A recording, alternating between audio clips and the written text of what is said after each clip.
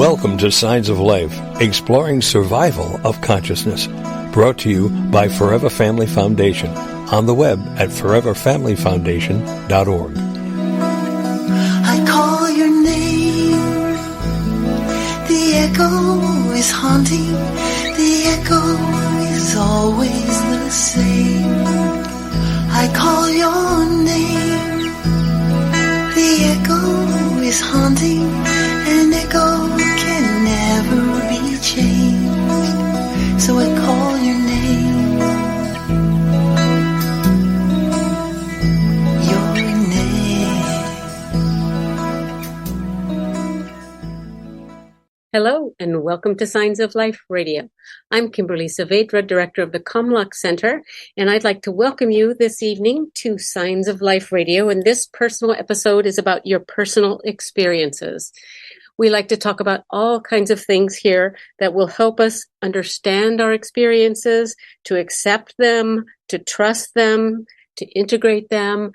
And tonight's co-hosts for this episode are Dr. Betty Kovacs, author of The Miracle of Death, There is Nothing But Life, and Merchants of Light, the Consciousness That is Changing the World, and Forever Family Foundation certified medium Janet Mayer. Yay. Who is also author of Spirits, They Are Present.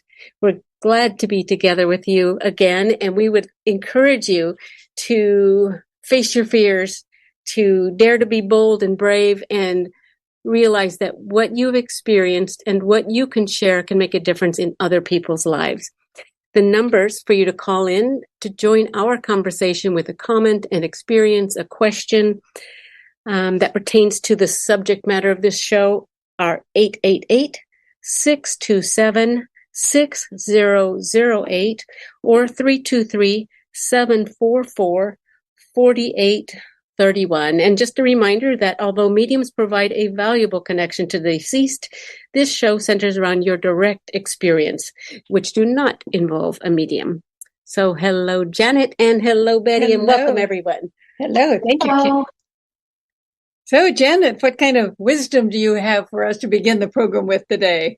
Oh gosh, I'm not, Betty. You always have way more wisdom, but I can share with you real quick something that I was thinking about today, and that was, sometimes when a loved one transitions, and it's almost as if you suddenly meet your spiritual self. Now, I know that sounds weird, but most people are living in the physical, they're doing their everyday life, and they're just going about what they're doing and what they experience next. And they leave out a lot of times spiritual. And when someone passes, it kind of like drops you on your head. You're so shooken up. It's, a huge hole in your heart. And suddenly there's this other self that you begin to see. And it's like your spiritual self. And I mean, it's always been there. But it amplifies when someone passes. And it's almost kind of like sometimes, you don't recognize yourself. And when somebody says, oh, they're so different. I mean, yes, it is from the loss. It is from the loss. But it's also that you find this part of you that you never knew existed. And you suddenly start, it starts opening up around you and all these things start happening. And people are like, oh my gosh, this happened, or this, the lights were going out, or this was going on. And you suddenly realize that, you're kind of expanding from inside out because you have this loss that you're trying to compensate. And at the same time, it's like your soul is saying, here I am, I'm going to wake you up and we're going to show you what we can do because we want you to connect with your loved ones, on the other side. And so that was kind of with me today. For some reason, I kept thinking of that. And I thought, I wonder, when, a lot of times people do say to me like, oh, so-and-so said I'm so different. And I'm like, well, in a way you are. In a lot of ways, you're not. But it's that you're more open because you know that your loved one, you still might feel them around you, or you still might experience something from them, like a smell of like their, whatever, their perfume or their deodorant or whatever it may be. And I think that sometimes it's good to remember that, pay attention to those experiences, that they are reaching out to you, and they're not going to be mad at you if you miss them. If you miss it, they're just going to come back and show you some other way, and they'll let you know that they're around you and they love you, and so that's my wisdom for the day. Well, I think it's really very fine wisdom. I do too. I think it sounds a lot like wisdom, Janet. Oh, thanks. And Yes. it's so true that when someone we love leaves the physical body, they're constantly on our minds, and we're drawn to them, and they are not here. Where are they? So we're pulled into thinking about another world. If we don't know and haven't experienced that other world, because that person is not here, we are pulled to wherever there is. And I think our thoughts are on the other world, our thoughts are on them. And there is that part of us, as you say, that is being drawn, pulled into soul, into spirit, so that we can experience them. And I know in my own life, I had longed for, looked for, studied, wanted to know what really happens when we die. But it wasn't until the deaths in my family that I really experienced the other side and experienced them in the other dimension. And so it was, I said at the time, the greatest sorrow of my life and the time of greatest joy. Mm-hmm. Yeah. Wow. You're right, buddy. I understand that. And I mean, I think that it is amazing when you think about, all the emotions that run through when all this is happening. And, you're just trying to, live, go on with your life and move forward. And, you have to honor those emotions, and you have to feel them, and you have to, how many times, with different, when people lose a loved one, when someone loses someone, even like when I have, it's like all the different emotions that you experience, and, and you go through that and you're kind of like, okay, I and then I'm always like, well, give me a sign, I'm asking for a sign. And I try to allow them to come through in whatever way they need to, like sometimes, and I mean, honestly, I know someone that, she's like, I don't want to see them. I don't let them show up. I go, well, then you just say that, they'll come to you in a way that won't freak you out. For me, I'm like, yeah, you can show up. I mean, I've had so many weird experiences, and so many unusual things happen. And yes, I still get surprised once in a while. I still jump and I think it's just one of those things that I feel so grateful. And I think by starting off with paying attention to what's going on, yes, and being open to what's around me, and, and just kind of, and taking care of yourself with all that you're going through, and the grief is really important. Yes. Yes. I think it really pulls us into, as you said, soul. We are much more likely to be thinking about the deep issues of life, the foundation of life. Why are we here? What is my purpose? And how can I connect with this person that I loved so much and still love? I think love pulls us in the direction of soul and of opening up and waking up. But I think also, we're saying that people say, well, you're not the same person. First of all, you are focused in a different way. That's for sure. I remember hearing sometimes a couple that I know very well, they fuss, and I would think they really haven't allowed themselves to know that what we have now is temporary. There'll be a time when one of them won't be here. That was just so present with me right after the deaths, is that it was like they haven't been caught up to face soul, so to speak, and to know that everyone we love today, it is temporary in terms of the physical. That, certainly at my age, I look back at all many different worlds it seems that I've lived in, and so many of them are completely gone, and all of the people who lived in those worlds are gone. But I think when we confront death, we really do confront the issues of who we are and what we're here for. And if that doesn't change us, I don't know what will. And I know people have said to me, well, I lost friends during that time. Well, some people are not ready to think on those matters, and it's scary, or they don't think there is anything. And or so they'll knock on wood and hope it doesn't happen ever. Exactly. So, and when we've experienced the death, then we are called to face it. Mm-hmm. And we must. So if our friends do not or cannot, then we might lose them.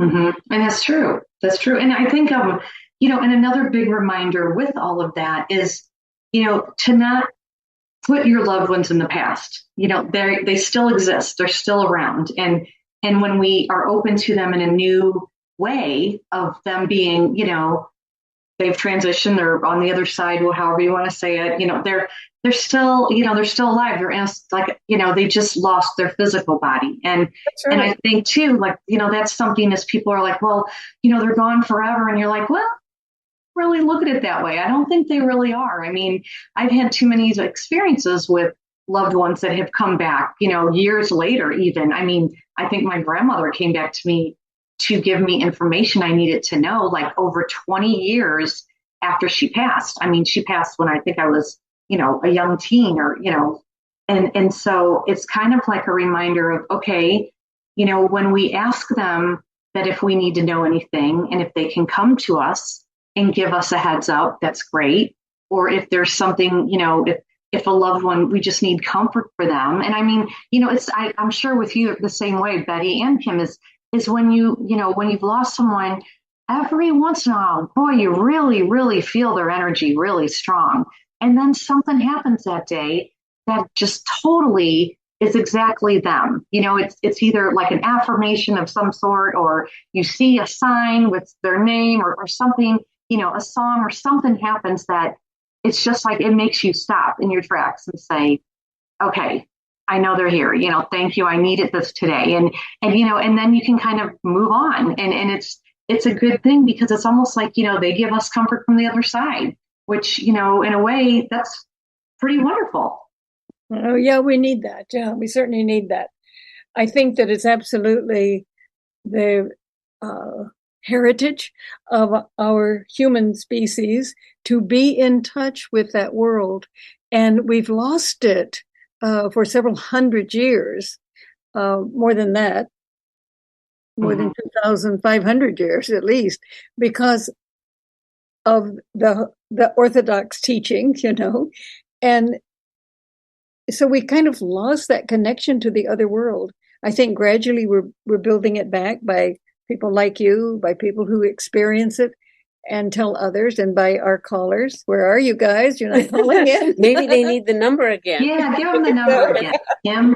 Maybe the number and a little Brene Brown. And she said wisely, the willingness to show up changes us. It makes us a little braver each time. And that's from her book called Daring Greatly. So we greatly dare you, or dare you greatly. Call and have a conversation with us, 888-627-6008 or 323-744-4831. Yeah, it's always interesting to hear someone else's experiences, and only they really know.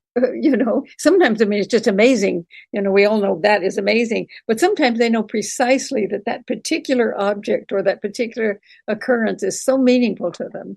And it's just so much fun to hear from other people. Mm-hmm. Oh, it is. That's great. I mean, I think it's validating. I actually wrote that, we are on the show and we're just the vessels, but the listeners are the ones who call in they have so much to offer from their experiences, which they do. And it's for everyone, and I always say that, to pay attention, but I do think that when other people are listening to the show and they're like, okay, somebody calls in with a story and it's like, we're all normal people, and it's like, so when you have a story, it's just so amazing to know that connection does exist.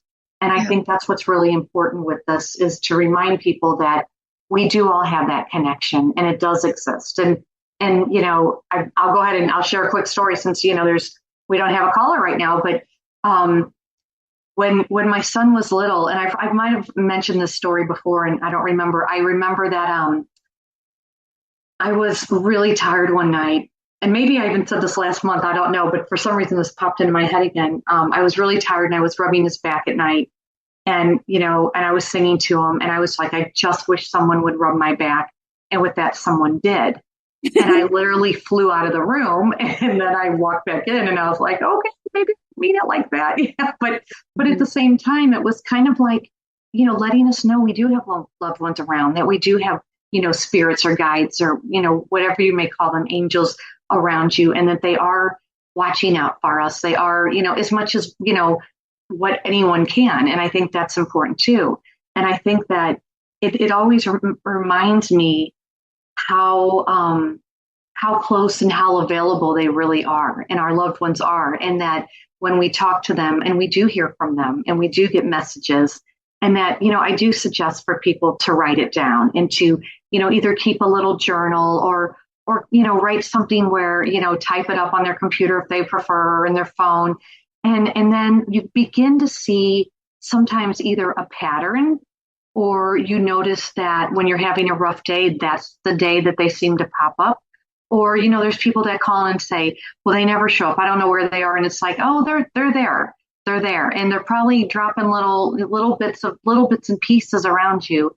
And I think that, if, it's not like every time and every little moment is them coming through and they're doing this and they're doing that.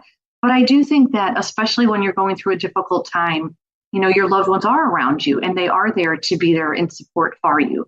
So I think that's really important too, Yeah. And it's always good to hear you say those things and like to pay attention, because we've been taught for more than 2,000 years that, oh, that was just a coincidence, or don't make so much of it, or that just happened. It's always, we've always had a way to devalue, to reduce what has happened to nothing.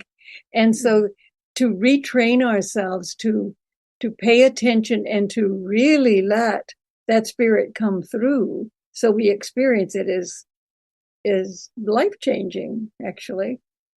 Yeah, I agree, Betty. And wouldn't it be nice if they would teach that in all schools about, meditation, a spiritual class, something to, connecting with your loved ones. I mean, I know I'm probably going overboard and that might not happen for a really long time, but I just always think if we would have known when we were kids that we could connect with our loved ones when we were younger, that could have changed so much too, as we've gotten older, as we've experienced, death and anything like that.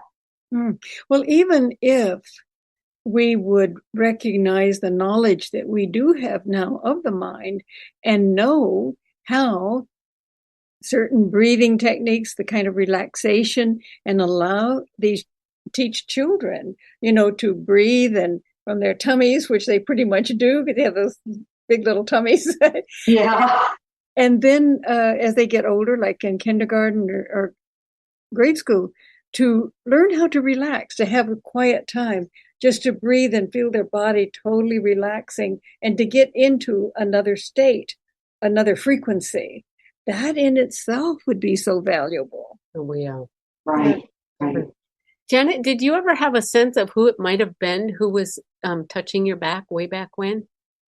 Well, I don't. I kind of feel like it might have been where I lived at the time. I was in a condo, and it was a new condo, and they had plowed there was one house on this big property.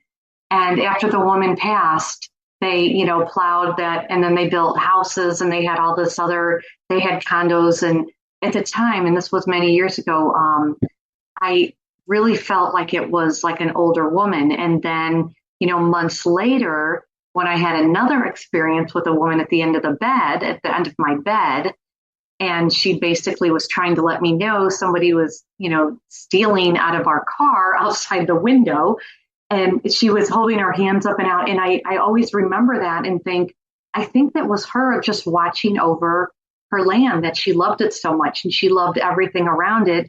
And if you were open, like I guess I was, she would, show me something or try to help. And so I really felt like it was just this woman who maybe used to live there. And I thought that was always really cool. And then when I saw, months later, I saw this woman who actually, I was, hitting my husband like, there's a woman at the end of the bed, there's a woman at the end of the bed. And it was the one of the coolest experiences I've had. And I mean, I've had a lot of unusual experiences, but this was a really unique and cool one because I, to this day, could still describe her. I mean, exactly how I saw her, exactly how she stood, exactly where she stood. And I kept thinking, and then she had this, like coming out of her solar plexus were these rainbow colors that were, I said they were even like, if you think of neon lights, and how bright they are. I mean, it was brighter than that. It wasn't a light I have ever seen. It was so intense and so beautiful. And it was coming out of her towards me. And I just felt this love. And I think I even wrote it down. I think in my book, I remember saying that it was not an earth love. It was something so powerful and so amazing that, for anyone who loves, I mean, just, amplify that on and on and on. And then after that, when she disappeared and I just laid there and I was like smacking my husband who was sleeping, there's like a woman at the end of the bed and he's like, oh, go back to sleep. You're fine. Go back. And, he was so used to me by then anyway, that whenever I had an experience, he was just used to it. And he's like, okay, that's fine. You can tell me in the morning. And the next morning, so the next morning, I wait until the next morning. It takes me like a half hour. But what I should say too, is before that, I was laying on my side and I felt someone push my shoulder and they pushed me back. And once I was pushed over on my back is when I saw her. So that was a really, really unique experience for me. And then the next morning was when, he got up and he's like, oh, well, what was happening last night? And I told him what the story of what I saw. And he's like, okay. And then, he left for work and he went downstairs. It was a 2-story. He went downstairs and I heard the door shut. And not even maybe a minute later, I hear the door fling open and he comes running up the steps. And he's like, oh my God, you're not going to believe this. I'm like, what? He's like, somebody broke into our van and, stole everything. And I was just like, oh my gosh, now I understand what she was trying to tell me. And I mean, at the time, you're just like, well, why is she standing like that? And I'm like, I'm not afraid of her. This is really interesting. I don't know who she is. And this is what she looked like. And it was such an amazing experience. And at the same time, it was so surreal that, people are like, oh, were you afraid? I'm like, no. I said, I wasn't afraid at all. I said, actually, I just was so amazed that I could actually see someone. I could see her and I could, I could kind of see through her, but not see through her. And it was like, she, exactly what I saw. I remember what I saw. And then, I said, now I understand. The way she was standing, it wasn't like a ballet move. She had her hands going up to have me look out the window, but I didn't look out the window because I was looking at her. And so, of course I'm, had to call the insurance company and do all that. But the interesting thing is she was giving me a heads up. And I've always remembered that to say, if I need to know something and, if I'm supposed to know it, and if I can know it, then, please show me, whoever that may be, whoever, whatever loved one or spirit guide or friend or whatever, I'm here. I'll try to listen and pay attention. And yeah, I miss things, but there's a lot of things I do catch. And I think it's really cool that, they are around us and they are here for us. And if someone can do that I don't even, really know, how connected can our loved ones be, and so that was kind of an eye opener for me too, to realize that, they don't have to be a loved one. They could just be a friend that's trying to help us out, or maybe she was a spirit guide. I don't know for sure, but I do know what she looks like, and and I'm very thankful to her, and I'm still to this day amazed. And we were only there like maybe 7 years, and then we moved, but we're really not all that far away from there. And every once in a while, I think, boy, I'd love to go over there again and see if she's around. And I think, you know what, she might still be with me. So who knows? Yeah, right. Well, it's interesting, isn't it, that you think at a time like that, why someone, if they can do all of that and you can receive all of that, why couldn't she communicate that to you through words or something, Mm-hmm. You just wonder why that would not come through when she was clearly there, clearly wanted you to know, clearly was pointing in that direction. And you just think, why couldn't language be used in a case like intuitive, right, telepathically, so that even if you don't know the same language, you could get the thought, Right. And the thing is, you don't know. I mean, it's kind of like I clearly could see her. So, I mean, that was very apparent. And maybe, she felt like I would get that message, and maybe I just totally missed it. But I was so amazed by the experience. It was so beautiful and so loving. And it was like, it was seared into my brain, and it was so, I mean, it was almost like a physical being there. I mean, she wasn't physical, but it was just that clear and that strong. And maybe she was trying to, send it telepathically, but I wasn't catching it because I was, in the moment experiencing a bunch of other things. And so that's something important too for listeners is you might be thinking you're getting one thing and, it means this, it means this. And maybe, it doesn't mean it's something bad. It means maybe something they're just there to give you support, like she was. Yeah, that's amazing. And you said that she had lived there before. She had owned that land. Well, I mean, there was a woman that did own the land, and I often think it's her. I would love to see pictures of her to see if it was her. Yeah, and I find it interesting because she had kind of like I call it Gibson girl hairdo. It was kind of puffy on top, and then another little ball up there, and it was just really interesting to because she didn't look like she was from my era. It was kind of like she looked older, and it was kind of interesting though, because I wonder about that, but then I'm also just thankful. And, I don't try to, do everything I can to figure that out because it's like, well, maybe it was that moment. I was just supposed to understand that moment, Yeah, absolutely. Well, it's interesting because I had a friend from Ireland, England, and England later, and her husband was a diplomat, and they were in the Middle East. And they had buildings there where the people who worked for the government could live. And she said that she kept feeling men come to her, and they were very disturbed. And she couldn't understand what it was. They just were deeply disturbed. And she found out later that those buildings had been built on a prison a long time ago. A long time ago. Yeah, I wonder if she was picking up on like the residual energy, or if they really were coming through and they just were there, like milling around. And wow, yeah, that would be terrible to think that they were still lingering on the earth. But certainly that she said she did not want to live there, after a while. Right. Because she knew that there was some kind of disturbance associated with the land. And then later she found out that there had been a prison there. So, wow. Well, and I think like that sounds a lot like residual energies. And, I mean, if anybody gets a chance to look up some of Lloyd Auerbach's books, he has a number of books out there.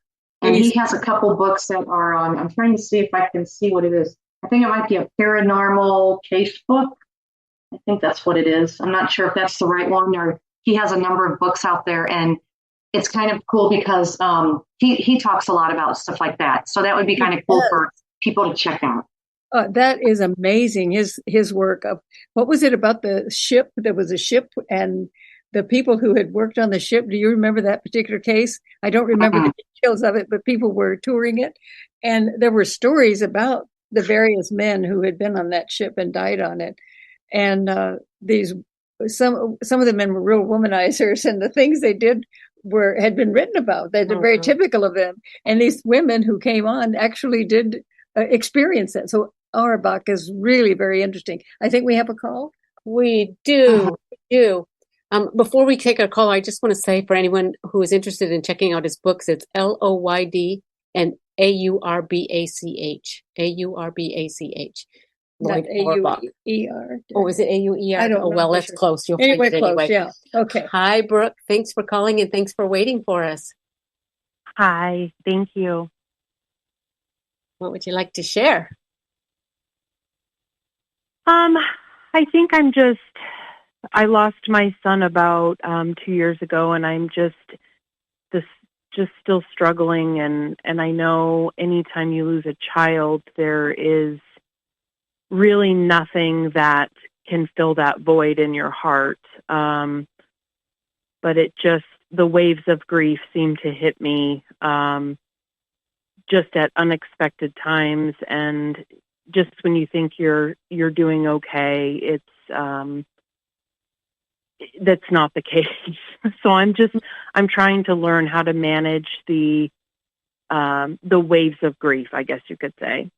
Well, that's a very real way of expressing it. Waves of grief.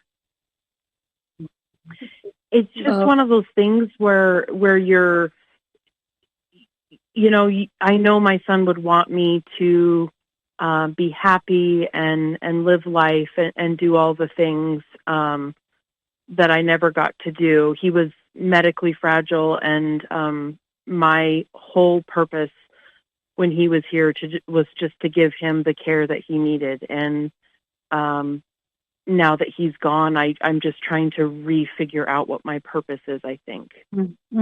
Yeah. Right. I understand. I mean, that's, that would be extremely difficult. And I think that, like we were talking about earlier is, the grief, it doesn't go away. It's always with you. It's always in the present. But, you're also, like you said, you're trying to move forward in many ways. And I think that if you take some comfort knowing that, even though he isn't here physically, that he is around you in spirit. And, like I'm not one of those people that say they're there 24/7. I feel like they're off doing whatever they're doing, but I do feel like he feels your energy. And, when you're, wanting to connect with him, or you're feeling like you need to, and, send something out there and see, if he can give you a sign coming back towards you. And I think that, sometimes that can kind of help you move forward a little. It's just, it's so hard because I just feel for you in so many ways. And I just, the best thing that, I could say is that knowing that he is still here with you, in their own way in spirit, hopefully helps you when you're moving forward and trying to find, that next step and that next, place to go. And yes, also, absolutely. Yeah. And, if you spent several years, I don't know how old he was when he crossed. He was actually 17, and the doctors and everyone said, if it weren't for the love that you gave to your son, he wouldn't have been here as long as he was. Because he had so many close calls and so much going on, and it was my ex-husband and I were just constantly caring for him. We didn't have nursing, we didn't have help, we did it all on our own. And we just felt like no one can care for your child the way that you can. And he had hundreds of seizures a day. He was on dialysis. There was just a lot going on. And none of the things that took him to the Lord were anything to do with his conditions that he had. He died from a perforated bowel, and I still to this day just cannot fathom that that's what took him, I honestly think God said, this is enough, and it's time for him to come home. And that's what I truly believe. Oh, and what a gift crossing over can be.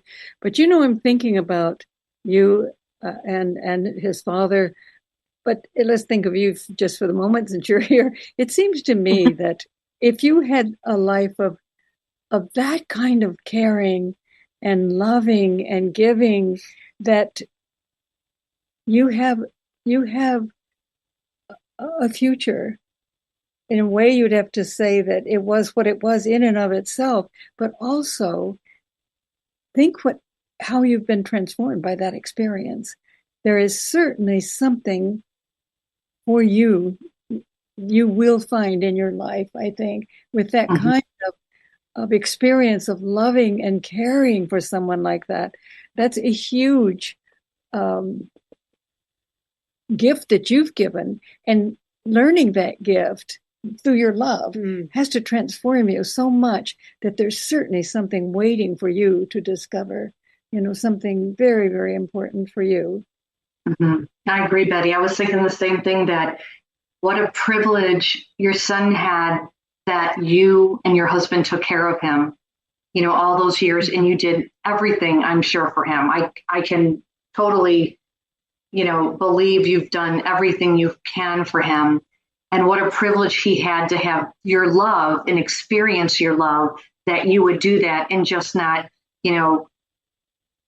choose a different path. And now it's almost like he's saying, okay, Mom, okay, Dad, thank you for all this. Now I'm giving back. It's time for me to move on. And now it's time for you to move on and do what you need to do in this world. And, and I could see where it would be like totally starting over. It would be a whole new life. But you do have to just go here, take those steps and try this and try that. And, if you need to have breaks, do that too. And, if you need to move forward and say, oh, I want to try this, or I really feel like I want to do this, then go out and try it, and I think that he's, giving you also that ability by letting go and saying, okay, you have done everything for me and it's been a privilege. And now I want to also give back in some way. And I feel like that's what's happening now, is he's doing that for you, is giving you that chance to have new life experiences. And, it is, I'm sure it's your whole life is totally upside down from that. And the loss of the love is so difficult, but it's also, you have to know what a blessing you were for him, because that's just stands out so strong, is that the blessing that you were for him, that he had someone like you and, his father to be there for him, is unbelievable. So, try to remember that as you move forward too. I appreciate that. I think that's, like I said, it's just that when you have that care inside of you, and that was what I needed to do, was just because, you love your child so much, and I wanted nothing more for him than just to give him the best life I could give him. And so when he passed, it was just devastating, because I'm like, we were doing everything we could for him, and it was just his time to go. But I think the hardest part is just learning how to live again. And it's just one of those things where I just feel like there's a part of me that's just never going to be quite the same, and it's missing for sure. And,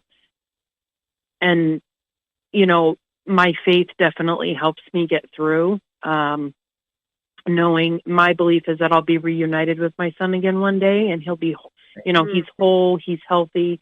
But I just existing without him is very difficult, just because I think a lot of my identity was wrapped up in just loving him, being his mother, Yes. Right. Well, our identity is wrapped up in the ones we love. And in that case with your son, it was totally so, but I can't help thinking that kind of training, you might almost say, that kind of transformation that has to take place with that kind of love and giving and getting the response. It's just, you are so able to give to the world. I appreciate that. Yeah, we all have a purpose here, and I truly feel like, I was given the privilege to be his mother, and God chose me for a reason. And so I really hold on to that too. I agree with you totally. That's a very creative and loving, beautiful way to understand it, I think. And I would think it's changed other people as well. Around, I would imagine. That love and that commitment and that tender care. Right. I agree with you guys. Service, just immense. His service had so many doctors, physicians, nurses. Just everyone that was involved in his care came to his service, because they were all just in amazement of how long he had, made it, and so I carry that with me as well, is that, I know we did everything we could. They had to be transformed by that kind of love as well. I can hear it, Joe. And he did everything he could too, it sounds like. He was yes. Right.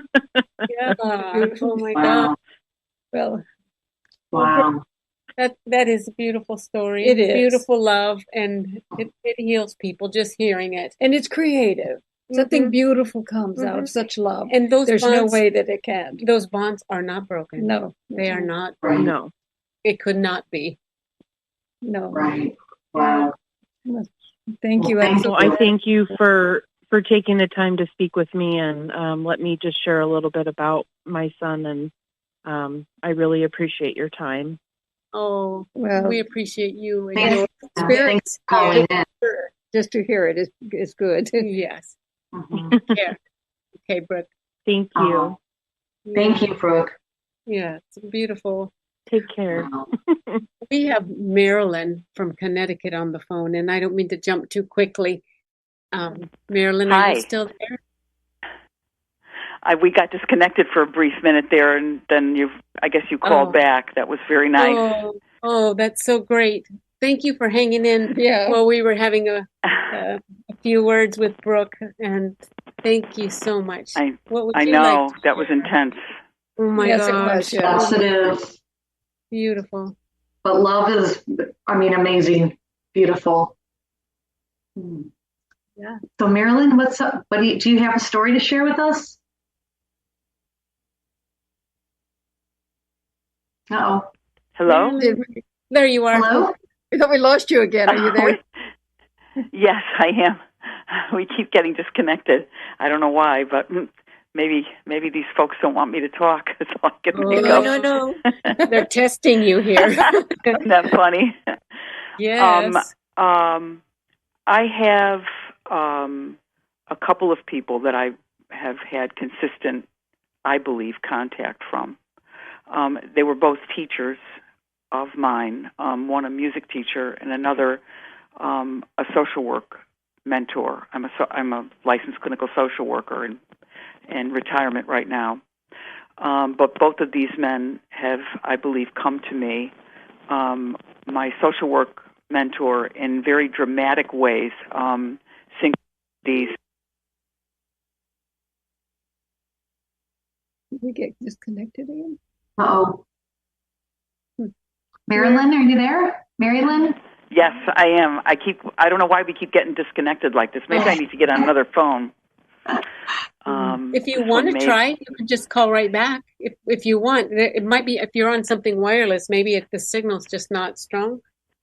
Yeah, no, it's my home phone. Isn't that weird? Okay, let me try this one. Well, let's carry on. Go for it. Yeah, I hope that it's Okay. You must have said dramatic, so now I'm on the edge of my seat here. Yeah, it's still really staticky. Anyway, a lot of synchronicity with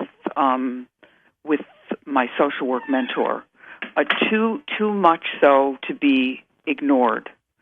And he also came to me in a visitation dream because I mourned him a great deal after he died quite suddenly within a couple of months of his wife, who had the same name that I have. She was also a Marilyn. And 3 months later, he's dying, and I went to his bedside and stayed there. I visited him at different points the weeks prior to his death. And after he died, I had a dream of him in which he was a runner, and he was also my running coach. He trained me for the marathon. We would take long runs together during our breaks at work, because we worked at a clinic together.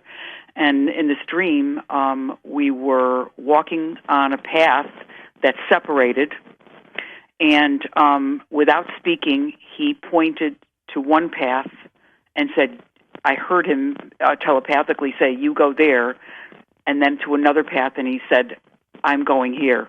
We can't run the same path. I woke up, I was startled, woke up in the dream because it was very, as you know, very, very real, and my arms were up in the air.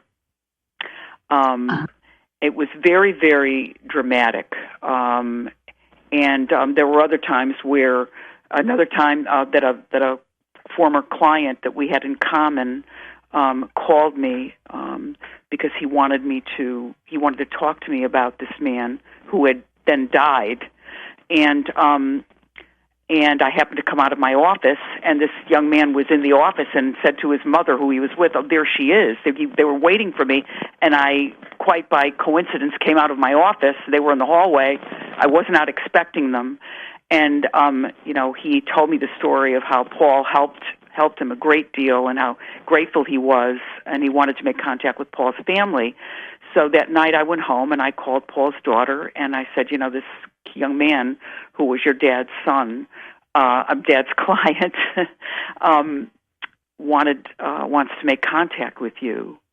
And so she said, sure. And she says, you do realize what today is, Marilyn? And I said, what? She says, it's the anniversary of my father's death.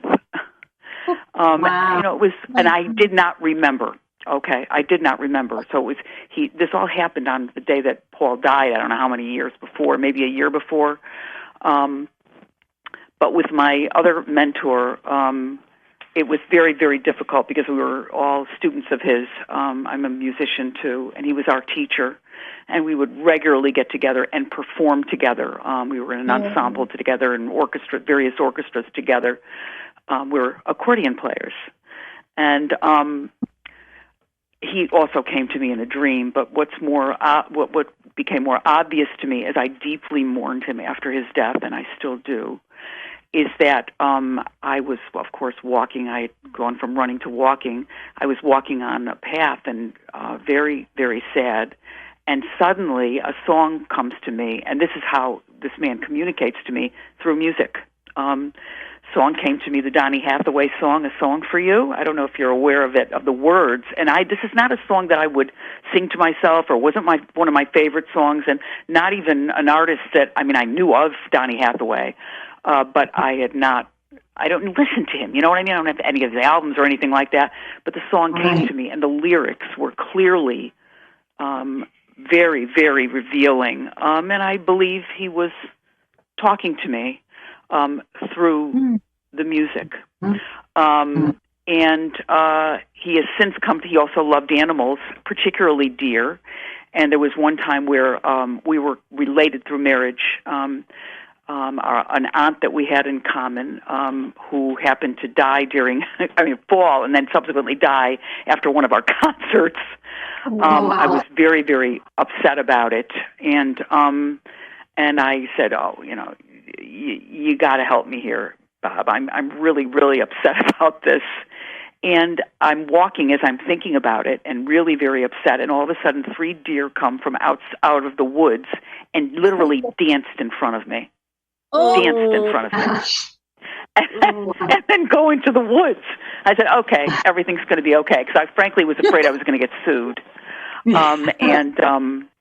Of course, nothing happened. I didn't get sued. And as soon as I saw that, I knew it was him saying, will you chill out? Just take a chill pill here. It's going to be okay. And also my grandfather appeared to me the night before I graduated from high school. He had died a few months before I graduated from high school, and I was very upset that my nonno was not going to be there to see me graduate. And I had a dream that he simply came to me, put his arms around me, and hugged me really, really tight. And I felt the hug. I felt it. And I woke up out of the dream and just knew that he had been with me and was telling me, I'm proud of you, and I'm here with you, and, go forward in your life. Oh, that's so beautiful. And I've had numbers of experiences like that, and premonitory experiences. I'm a little psychic, I think. But there are, the other experiences are too personal, but there are too many to tell you about, But that's great. But I that's deeply believe that that they communicate to us after they pass away, and I'm convinced of an afterlife, and looking very forward to seeing my sister who passed away and my loved ones. Because as we get older, death becomes more and more of a reality anyway. Let's face it. I'm 69 years old, and it's going to happen. Anyway, I just thought I would share those with you. Glad you did. And they're powerful experiences. And it just makes me, when I hear experiences like that, I just want us all to be able to experience the spirits that are here, as Janet would say, the spirits, they are here. That those were very powerful, specific experiences that, and I just wish that we could all, I think we're all working toward that, because I think each breakthrough that we have helps others as well. I think we're going toward that direction, but how much easier it would be to live on the planet if we could really have those experiences. The one with your father. I mean, you knew that grandfather. That's right. You knew he was with you. Yeah. That's just beautiful. Oh, yes. And felt the hug. Yes, I love that. Yes. And I love the fact that, you find, with all these experiences, you find comfort in the way with each person that was, or each spirit now that was with you at the time. And they all give you something so individual, which I also love. And I love the fact that you were, that you felt the hug. And I think that's always amazing. And it is your experience. And it is something that, you can hold on to. And it does sound like you're very open and very clear. And I think that's really great, because that keeps you that way for you to experience more. And, that's why I always tell everybody to stay open, to be open, pay attention. And like, look at how many experiences you've had, and they just keep stacking up. And they're just, it's like one is, just as amazing as the next one, and that's what's so beautiful about it. I love the deer. Yes. 3 deer. Oh, God, that was amazing. That was just because it was at the very moment I was at the crescendo of my anxiety about all this. And the 3 of them, not one, 3, they come out in the middle of the road and danced in a circle in front of me. Oh. That just, they were beautiful, big bucks, with the antlers and everything. Oh my gosh. Pretty cool. That's a pretty cool sign. Oh gosh. Well, thank you for telling us those stories. They're wonderful. I think you've warmed a lot Thank you for giving me the opportunity to do it too. It's very, very helpful. Thank you. Our pleasure. Thank you. Okay. Thank you. Take care. Bye-bye. You Bye. too. Well, we were blessed with some wonderful callers tonight. I should say. Yes. Yeah, we have been. I mean, and it's just, even like with Brooke, it just makes me think, the love, oh my gosh, unbelievable. And, and it's just, and really for both, Marilyn too, but it's just like, they both have individual stories that are completely different. And yet, we're all part of the whole. And that's what's amazing too. Yes, and, I heard, the other day, I heard a lecture by a man who's spent, I think, 50 years in research in this particular subject, but he evidently is capable of seeing so much. And he said that he is so amazed, because he said the earth is filled with such love. And he said, I could see these lights all over the planet, these beautiful lights. And I could see mothers with their newborn children and parents with their children, and the light that made on the planet. I was just so moved by it, because, often we are sort of told to think not so well of ourselves. And yet think of the kind of love that everyone has been talking about tonight. That can save a world. It can save a planet when we love like that. And there's so much love truly on the earth. Right.